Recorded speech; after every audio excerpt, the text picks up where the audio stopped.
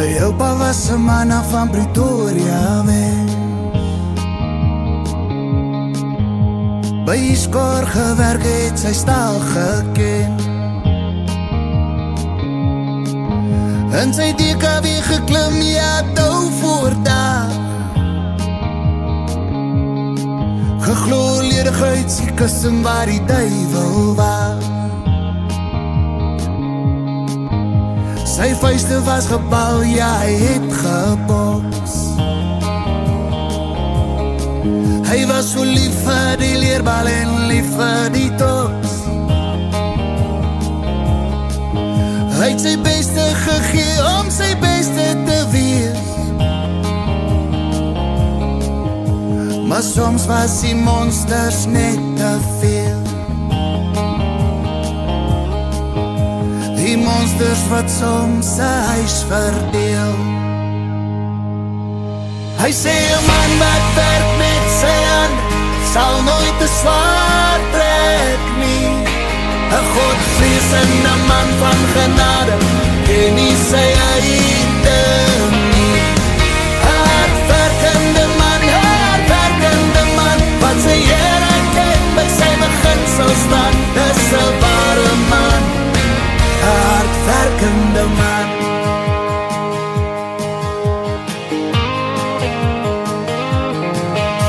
My oupa was 'n man af van Pretoria weg. By spoorweë gewerk, sy gereedskap geken. En sy Cressida geklim van vroeg tot laat.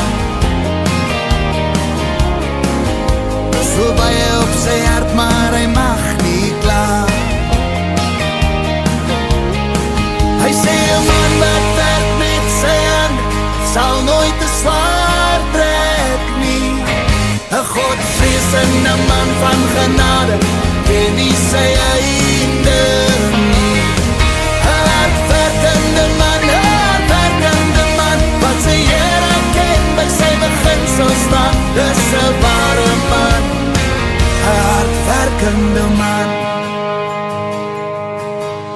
En dag sal hy 'n nag met die perde wen.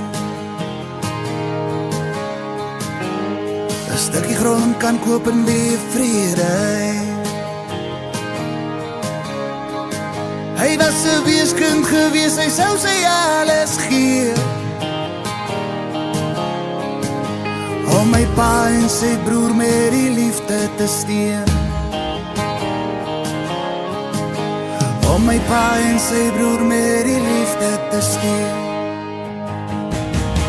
Hy sê 'n man wat werk met sy hand sal nooit te swaar trek nie. 'n Godvreesende